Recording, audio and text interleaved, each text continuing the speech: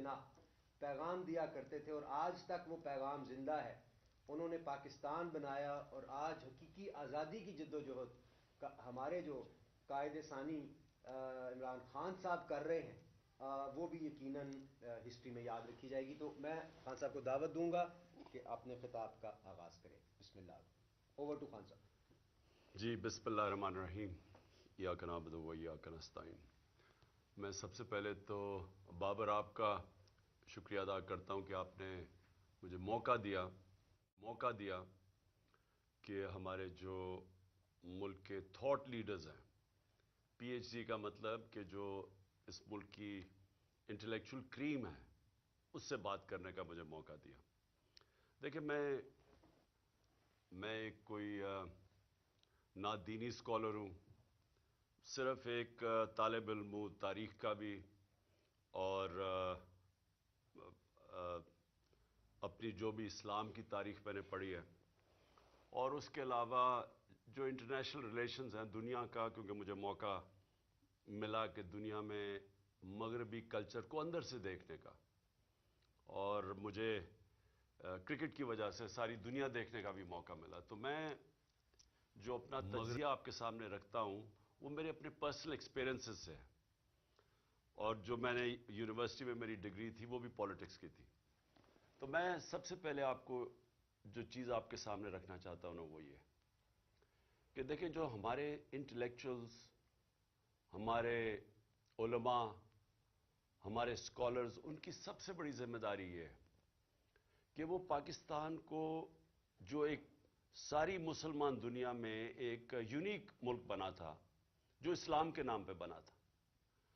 باقی ملک اور وجہ سے نیشنلسٹ اسٹیٹس تھیں, مثلا ترکی ایونچولی جب عثمانیہ سلطنت ختم ہوئی یا خلافت ختم ہوئی تو ترکی ایک نیشنلزم کے نام پہ کمال اتاترک نے کھڑا کیا تھا. اور اسی طرح سارے جو آپ دنیا میں ملک دیکھتے ہیں وہ نیشنلسٹ ہیں. ہمارا ملک بنا تھا اسلام کے نام پہ, ایک آئیڈیالوجی کے نام پہ, اور دنیا میں صرف 2 ملک بنے ہوئے ہیں آئیڈیالوجی کے نام میں, جس میں پاکستان ایک ہے. اور اس کی بڑی اسپیسیفک آبجیکٹو ریزولوشن میں اس کا ڈیفائن کیا گیا ہے کہ ہمارے فاؤنڈنگ فادرز نے کہ پاکستان کا روڈ میپ کیا ہے, اور وہ انہوں نے ڈیفائن کیا تھا اسلامی فلاحی ریاست.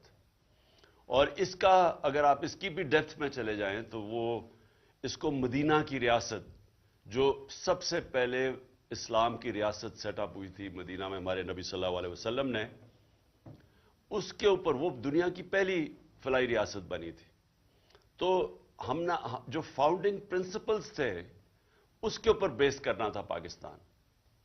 تو یہ بڑا امپورٹنٹ ہے آپ کے لیے کہ اسکالرز کے لیے کہ یہ آپ کا کام ہے کہ اس کو عوام تک لے کے جائیں کہ وہ ریاست کیا تھی, کیا بننا تھا اور بن کیا گئے ہیں, اور پھر دنیا سے کمپیئر کریں کہ دنیا کون سے ملک آگے نکل گئے ہیں, کون سے ملک پیچھے رہ گئے ہیں, کن کو ڈیولپنگ ورلڈ کہتے ہیں اور کن کو فرسٹ ورلڈ کہتے ہیں, وہ کون سے ملک ہیں جدھر ہمارے لوگ ترستے ہیں, فراڈلنٹ ویزاز لیتے ہیں, انلیگل امیگرنٹس بن کے باہر جاتے ہیں ان ملکوں میں.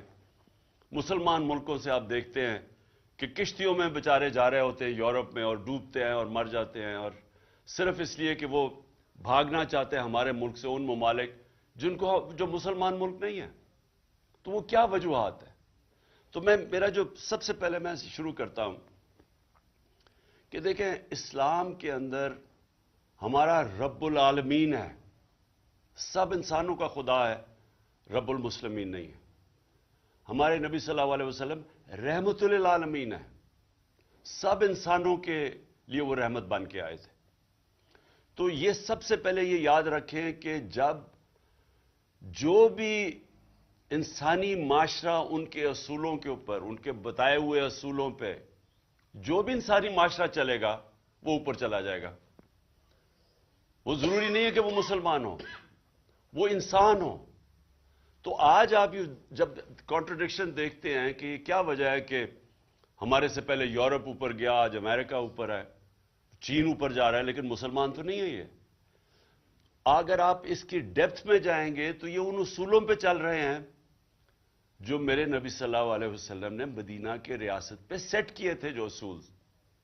تو ان کے میں مین چیزیں آپ کو بتا دیتا ہوں.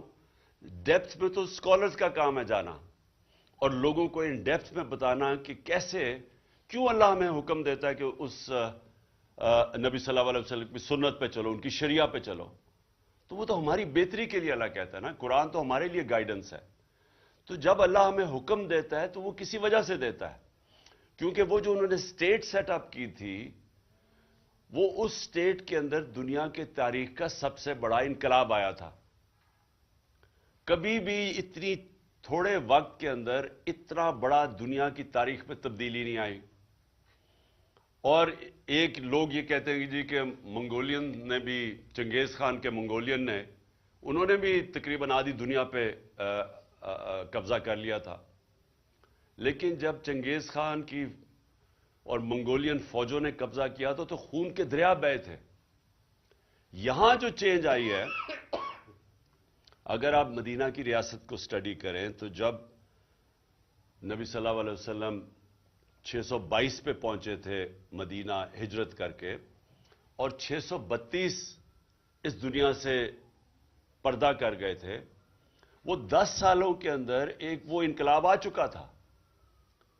اس میں سارا جو عرب تھا وہ ان کے شروع ہوئے تھے 313 پہ, اور سارا عرب ان کے نیچے آ گیا تھا. اور ٹوٹل جو لوگ جن کی جانیں دونوں طرف جنگوں میں گئی تھی وہ 1200-1300 تھے. تو اس اصل میں وہ فکری انقلاب آیا تھا. انہوں نے ذہن چینج کر دیے اور وہ لوگوں کو تبدیل کر دیا.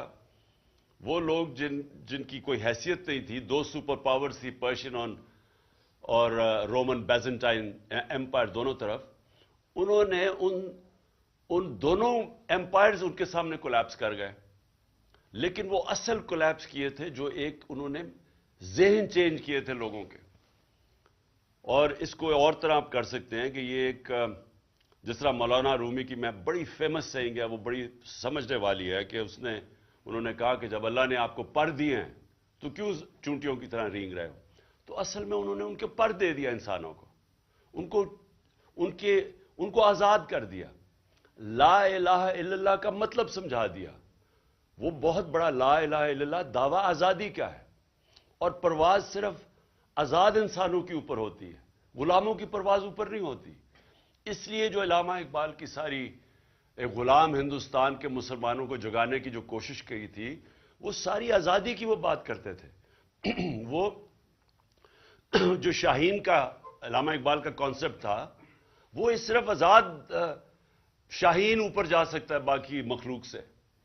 تو مدینہ کی ریاست میں انسانوں کو آزاد کیا, ذہنی طور پہ آزاد کیا, لا الہ الا اللہ کے ذریعے آزاد کیا, اور پھر وہ جو ریاست بنائی وہ اصولوں کے اوپر کھڑی کی گئی.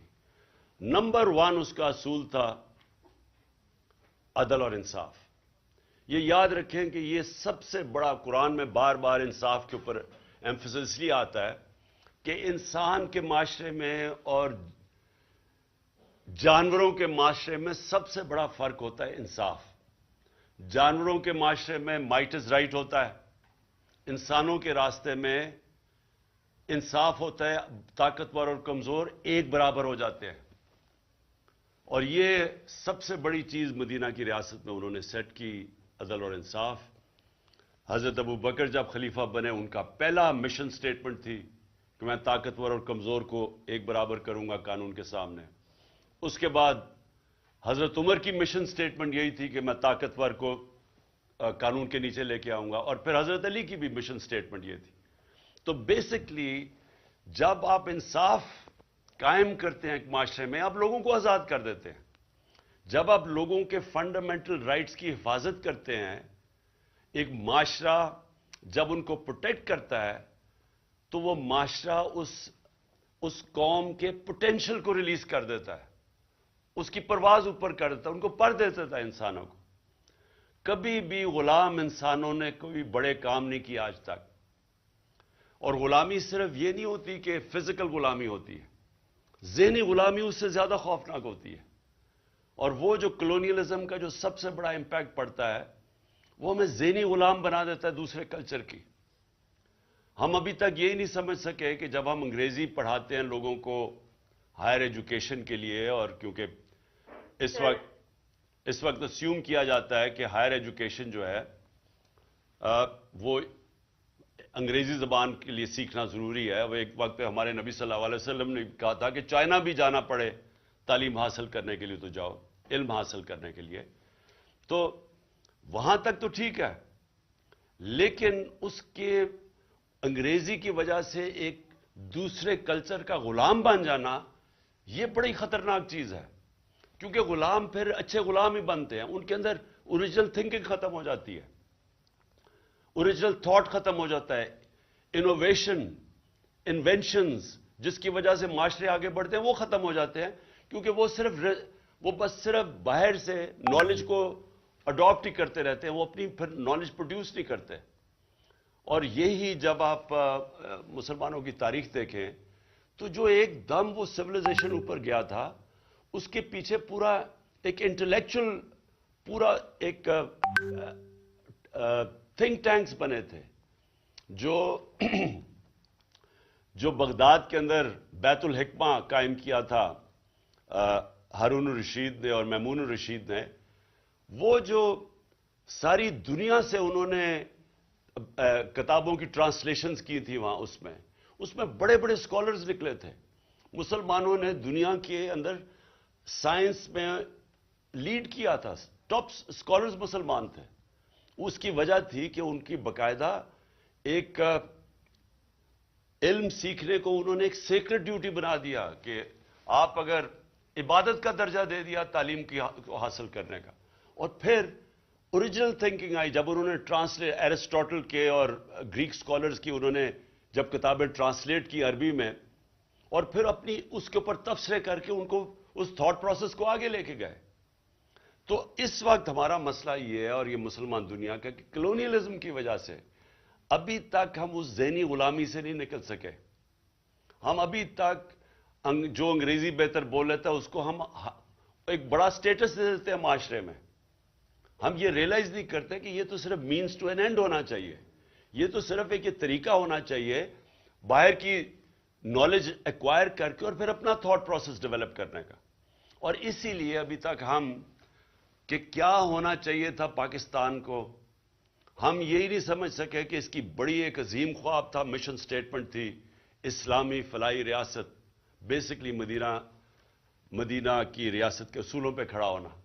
تو آج آپ یہ دیکھ لیں کہ جو نمبر 1 پرنسپل تھا عدل اور انصاف، جس کو اس کو انگریزی میں رول آف لا کہتے ہیں، آج آپ دیکھ لیں کہ مسلمان دنیا کے کیا حالات ہیں رول آف لا کے انڈیکس میں. اور آپ دوسری طرف دیکھ لیں کہ مغربی ریاستیں جو مسلمان نہیں ہیں ان کے رول آف لا کے انڈیکس میں وہ کدھر ہیں.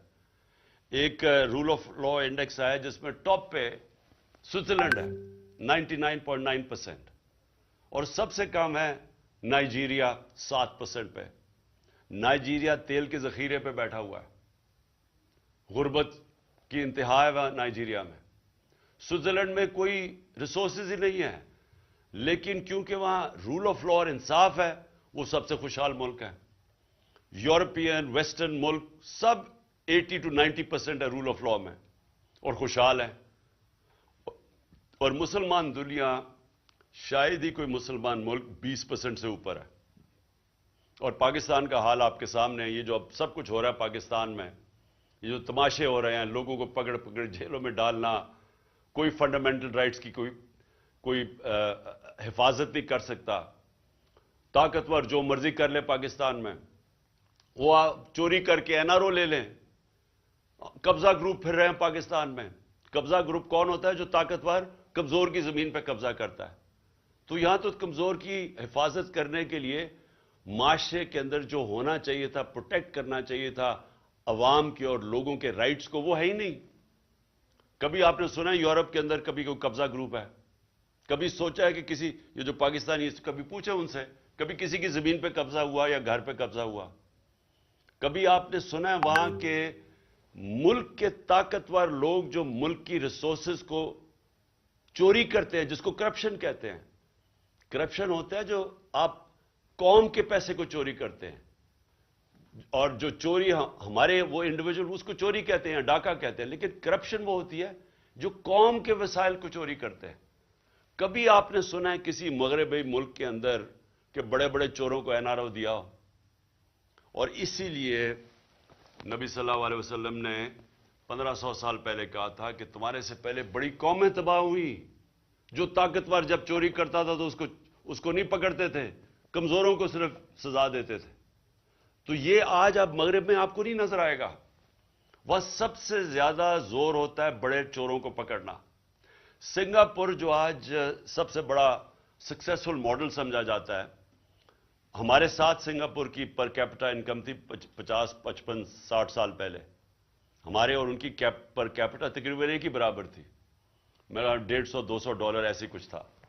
آج سنگاپور کی پر کیپٹا $60,000 ہے, اور پاکستان کی پر کیپٹا انکم مجھے بڑے افسوس سے کہنا پڑتا ہے پتہ نہیں 2000 بھی پہنچی ہے یا نہیں, کیونکہ اب جب روپیہ گرتا ہے تو وہ نیچے آ جاتی ہے پر کیپٹا. اور اب $100 گرا ہے پچھلے 8-9 مہینے میں $100 ڈالر میں گر چکا ہے. تو سوچے کہ پر کیپٹا اور نیچے آ گئی ہے ڈالر ٹرمز کے اندر.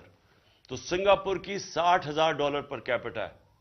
تو سنگاپور نے کرپشن کے اوپر آتے ساتھ ہی ہاتھ ڈالا. کیسے؟ قانون رول آف لا اسٹیبلش کر کے. انہوں نے چھوٹے چوروں کو نہیں پکڑا, انہوں نے وہ جو حدیث ہے اس کے اوپر چل کے انہوں نے سب سے بڑے لوگوں کو, بڑے بڑے وزیروں کو پکڑا, اور اس کے بعد وہ نیچے خود ہی لوگ ٹھیک ہو جاتے ہیں. اور چھوٹی چوری سے ملک تباہ نہیں ہوتے. جو بڑے بڑے وزیر اعظم, منسٹرز, جب آپ کے صاحب اقتدار, صاحب حیثیت جب وہ چوری کرتے ہیں تب ملک ختم ہوتا ہے. چائنا نے جو سب سے تیزی سے ترقی کر رہا ہے, 450 تقریباً 450 وزیروں کو انہوں نے سزائیں دی ہیں پچھلے 7 سال میں. تو کوئی بھی ملک جب تک انصاف قائم نہیں کرتا وہاں خوشحالی نہیں آتی. جب تک رول آف لا نہیں ہے ڈیموکریسی نہیں آتی. ڈیموکریسی آپ جب رول آف لا کا مطلب ہی ڈیموکریسی ہے. ڈیموکریسی ہوتی وہ ہے جو قانون کے سامنے سب کو ایک برابر کر دیتی. تو جب آپ کے ملک میں رول آف لا نہ ہو ڈیموکریسی نہیں آتی. اب یہ تماشا دیکھ لیں پاکستان میں, آئین کہتا ہے کہ 90 دن کے اندر الیکشنز ہونے ہیں. وہ سارے مل کے کہہ رہے ہیں کہ نہیں جی 90 دن میں الیکشن نہیں, اور بہانے مار رہے ہیں کہ کوئی جی پتہ نہیں پیسے نہیں ہیں. پیسے نہیں ہیں, سوچے کہتے ہیں پیسے نہیں ہیں الیکشن کروانے کے لیے. یہ تو ڈائریکٹ یہ بھی آئین کی کانٹروینشن ہے.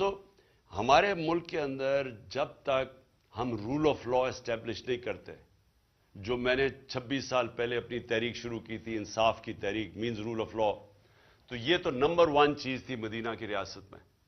خوشحالی بعد میں آئی, پہلے عدل اور انصاف آیا. دوسری چیز اتنی بڑی ہے ساورنٹی. دیکھیں ایک لا الہ الا اللہ کا دعویٰ یہ ہوتا ہے کہ میں آزاد ہوں, میرا ملک آزاد ہے. یہ نہیں ہو سکتا کہ آپ اتنا بڑا دعویٰ کرتے ہیں اور آپ کا ملک غلامی کرے, کبھی کسی سپر پاور کی, کبھی کسی کے سامنے ہاتھ پھیلائے. یہ بالکل لا الہ الا اللہ کی کانٹروینشن ہے. ایک سٹیٹ کی ساورنٹی جب وہ سبجوگیٹ کر دیتی ہے اپنی ساورنٹی. اچھا اس کو بھی اور ڈیفائن کر دیں کہ جب ہم کہتے ہیں انڈیپینڈنٹ فارن پالیسی, اس کا کیا مطلب ہے؟ انڈیپینڈنٹ فارن پالیسی کا مطلب یہ ہوتا ہے کہ ایک ملک کی فارن پالیسی بنتی ہے اپنے لوگوں کے مفادات کی تحفظ دینے کے لیے. ہم اپنے ملک کے فائدے کے لیے فارن پالیسی بناتے ہیں اپنے لوگوں کے, جس کو نیشنل انٹرسٹ کہتے ہیں. اب ہمارے ملک میں یہ تو بنتا بھی ایسے رہا, ہم نے اپنے ملک کو قربان کیا اور لوگوں کی فارن پالیسی کے انٹرسٹ کے لیے. ہم نے وار آن ٹیرر میں حصہ لے لیا اور اپنے 80,000 لوگ مروا دیے تھوڑے سے ڈالرز کے لیے, اور صرف امریکہ کو خوش کرنے کے لیے. اس کا نتیجہ کیا ہوا؟ نہ امریکہ خوش ہوا, اپنے لوگوں کی تباہی کر دی, اور چھوٹی سی ایلیٹ جو اوپر بیٹھی ہوئی اس کا فائدہ ہو گیا. باقی عوام میں 80,000 لوگوں کو, یعنی سارا اپنا قبائلی علاقہ اس کو اجاڑ کے رکھ دیا. پختونخوا کے صوبہ کے اندر تباہی آئی, لیکن فائدہ تو صرف تھوڑے سے لوگ جو اوپر بیٹھے ہوئے تھے. تو جب ایک فارن پالیسی آپ کی بنتی ہے کسی اور کے انٹرسٹ کو سرو کرنے کے لیے, آپ آزاد نہیں ہوتے. اب روس، میں مثال دیتا ہوں، ہم نے روس سے کیوں اچھے تعلقات کرنے کی کوشش کی؟ ہم نے اس لیے کیے کہ ہمیں روس سے دو چیزیں چاہیے تھی.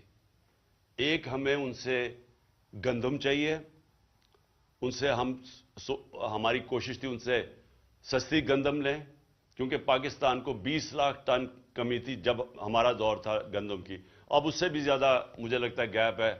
مجھے نہیں لگ رہا کہ ہمارا اس وقت جو بھی سیلاب آیا اس کی وجہ سے، میں نہیں سمجھتا کہ ہماری وہ گندم کی پروڈکشن ہوگی، وہ کم ہو جائے گی. اور پھر ایک دم دنیا میں تیل اوپر چلا گیا، اور جب روس اور یوکرین کی یہ لڑائی ہوئی تو اس سے اور تیل اور اوپر چلا گیا.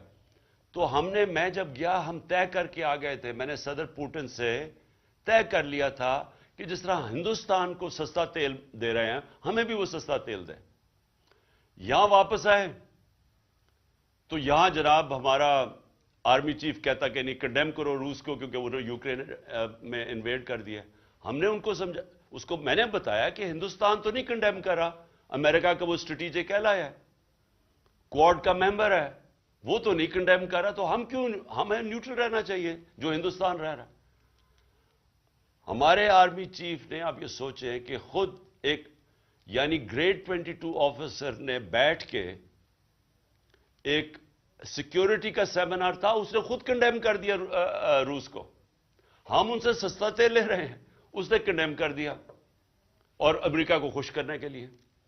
اب اس سے نتیجہ کیا ہوا؟ ہندوستان کا جو مہنگائی تھی، انفلیشن تھی، وہ کوئی 7.5% تھی. دنیا میں تیل اوپر گیا کیونکہ لڑائی جب ہوتی رہی تھوڑا اور اوپر چلا گیا. ہندوستان کی انفلیشن 7.5% سے 5.5% پہ آ گئی. پاکستان کی انفلیشن 12% تھی.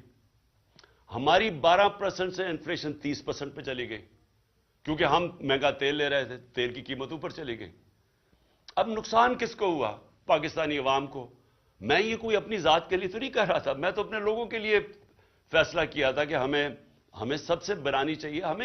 ہم کسی کی لڑائی میں کیوں پڑے؟ ہمیں انٹرسٹ اپنے لوگوں کا ہونا چاہیے. یہ انڈیپینڈنٹ فارن پالیسی ہوتی ہے. لیکن جب آپ کسی اور کو خوش کرنے کے لیے اپنی فارن پالیسی بناتے ہیں اور اپنے لوگوں کو قربان کرتے ہیں، اس کا نتیجہ یہ ہوتا ہے جو آج پاکستان میں مہنگائی کی لہر ہے اور یہ بڑھتی جا رہی ہے، اور اس کا پریشر، کیونکہ آپ زیادہ پیسے دے رہے ہیں تیل کے لیے، ڈالرز آپ کے جا رہے ہیں، آپ کے ڈالر ریزرو پہ فرق پڑ گیا. آج پاکستان کی تاریخ میں کبھی بھی اتنے کم ڈالر ریزرو نہیں جو آج ہیں، جس کے اثرات اب آپ دیکھ رہے ہیں. تو تیسری چیز ہے اسٹیٹ کی ذمہ داری ہے اپنے کمزور طبقے کی حفاظت کرنا، جس کو فلاحی ریاست کہتے ہیں. جو علامہ اقبال جب اسپرچل ڈیموکریسی کی بات کرتے تھے، وہ اس کے پیچھے کیا تھا کہ ایک ڈیموکریسی جس میں انسانیت کی قدر ہو، جو ہیومین ہو. اور یہی آج مجھے افسوس سے کہنا پڑتا ہے کہ آپ اسکینڈینیویا چلے جائیں، آپ نے اگر وہ جو سوچ تھی ہمارے نبی صلی اللہ علیہ وسلم کی مدینہ کی ریاست میں جو فلاحی ریاست بنائی تھی، آج اگر آپ نے اس کی مثال دیکھنی ہے تو سویڈن، ڈنمارک اور ناروے چلے جائیں. بہترین قسم کا انسانیت کا وہ نظام ہے، خوشحال لوگ ہیں. میری کنٹینشن یہ ہے کہ جب تک آپ عدل اور انصاف نہیں معاشرے میں رائج کرتے اور ایک فلاحی ریاست انسانیت کا نظام نہیں بناتے، اللہ کی برکت نہیں آتی معاشرے پہ. اور یہی آپ دیکھیں کہ وہاں خوشحال ہیں، آپ کے لوگ ترستے ہیں وہاں جانے کے لیے اسکینڈینیویا. کبھی پوچھیں جو پاکستانی رہتے ہیں وہاں اسکینڈینیویا میں، وہ کتنی تعریف کرتے ہیں، ان کو سمجھ ہے کہ فلاحی ریاست کیا ہوتی ہے. اور ہم نے پوری کوشش کی، ہیلتھ کارڈ لے کے آئے ہم. ہیلتھ کارڈ کا مطلب یہ تھا کہ سارے پاکستان کے خاندانوں کے پاس ہیلتھ انشورنس ہو 10 لاکھ روپے کی، کہ کسی بھی ہسپتال میں جا کے اپنا علاج کروا سکے. یہ اس لیے ضروری تھا کیونکہ ساری ریسرچ بتاتی ہے کہ جب بھی ایک خاندان جو غربت کی لکیر سے اوپر بھی ہے، اس کے اوپر اگر ایک بیماری آتی ہے تو وہ بیماری اور بڑی بیماری، تو اس کے لیے وہ قرضے لے کے وہ غربت کی لکیر کے نیچے چلے جاتے ہیں. یہ غربت کا ایک بہت بڑا وجہ ہے کہ ایک خاندان میں بیماری آ جاتی ہے. تو ہیلتھ کارڈ یہ پروٹیکشن تھی لوگوں کی. اس کی تعریف دنیا میں ہوئی. لانسٹ میڈیکل جرنل ہے دنیا کا, اس نے تعریف کی. انہوں نے کہا کہ ہمارے سے امیر ترین ملکوں کے پاس بھی اس طرح کا یونیورسل ہیلتھ کوریج نہیں ہے جو پاکستان میں ہے. اور افسوس سے کہنا پڑتا ہے کہ یہ گورنمنٹ نے وہ رول بیک کر دیا. اور وہ ایک ایسی چیز تھی کہ صرف یہی نہیں کہ پروٹیکشن تھی ہمارے 50% آبادی سفید پوش کے لیے بھی, کہ وہ کسی بھی یعنی پرائیویٹ ہاسپٹل میں غریب لوگ جا کے اپنے ہارٹ کے اندر سٹینٹ ڈلوا سکتے تھے. پرائیویٹ ہاسپٹلز میں پہلی دفعہ پاکستان کا غریب آدمی جا کے اپنا علاج ہیلتھ کارڈ کی وجہ سے کروا رہا تھا. اور دوسری چیز کہ دیہاتوں کے اندر پہلی دفعہ پرائیویٹ سیکٹر ہاسپٹل بنانے کے لیے جا رہا تھا کیونکہ ہیلتھ کارڈ کی وجہ سے. اب وہ سب کچھ رک گیا. ہمارا جو احساس پروگرام تھا وہ دنیا نے اکنالج کیا. اسٹینفورڈ یونیورسٹی نے اپنی رپورٹ کی احساس پہ, اور انہوں نے کہا کہ یہ پاکستان کے اندر ہیلتھ اور ایجوکیشن کے اوپر یہ جو پیسہ خرچ کر رہے ہیں اور اس کی وجہ سے فلاحی ریاست کی طرف پاکستان جا رہا ہے. تو جو بھی ملکوں کے اندر ظلم ہوتا ہے, جو قدر نہیں کرتے اپنے کمزور طبقے کے, جدھر غریب اور امیر میں فاصلے بڑھتے جاتے ہیں, جدھر غریب کی بنیادی ضروریات پوری نہیں کرتا ایک معاشرہ, میری یہ ایمان ہے کہ ان کے اوپر اللہ کی برکت نہیں آتی. ہمیں یہ کہا جاتا ہے کہ جی پہلا پیسہ آئے گا, پہلے قوم کے اندر پیسہ آئے گا اور پھر ہم اس قوم کے اندر فلاحی ریاست لے کے آئیں گے. میں یہ سمجھتا ہوں کہ یہ بالکل غلط ہے. پہلے آپ فلاحی ریاست لیتے ہیں, عدل اور انصاف قائم کرتے ہیں, پھر قوم میں خوشحالی آتی ہے, جو کہ مدینہ کی ریاست میں ہوا تھا. شروع میں تو بڑے مشکل حالات تھے مسلمانوں کے, لیکن انہوں نے آتے ساتھ ہی فلاحی ریاست اور انہوں نے عدل اور انصاف قائم کیا. اس کے بعد خوشحالی آئی. اور یہی ماڈل پاکستان کو فالو کرنا ہے, کیونکہ اب تک ہم انتظار ہی کرتے رہتے ہیں کہ جی پہلے پیسے آئیں گے اور پھر فلاحی ریاست بنے گی, جو نہ پیسے آتے ہیں اور نہ فلاحی ریاست بنی ابھی تک. لیکن اس سے بھی پہلے عدل اور انصاف سب سے امپورٹنٹ ہے, جس کے لیے یہ جو میری ساری حقیقی آزادی کی تحریک ہے, اس کی بنیاد ہی یہ ہے کہ پاکستان میں ہمیں سب کو مل کے ایک انصاف کے نظام, رول آف لا کے لیے لڑنا چاہیے. کہ جب تک سب طاقتور طبقے قانون کے نیچے نہیں آتے, جب تک قانون طاقتور کو انصاف کے کٹہرے میں نہیں کھڑا کرتا طاقتور مجرموں کو, جب تک ان کو این آر او دیتا جائے گا, پاکستان چھوڑیں کسی بھی دنیا کے ملک کا کوئی مستقبل نہیں ہے جدھر طاقتور کے لیے ایک قانون اور کمزور کے لیے دوسرا. میں پھر سے آپ سب کا شکر گزار کرتا ہوں, ابرار آپ کا بھی,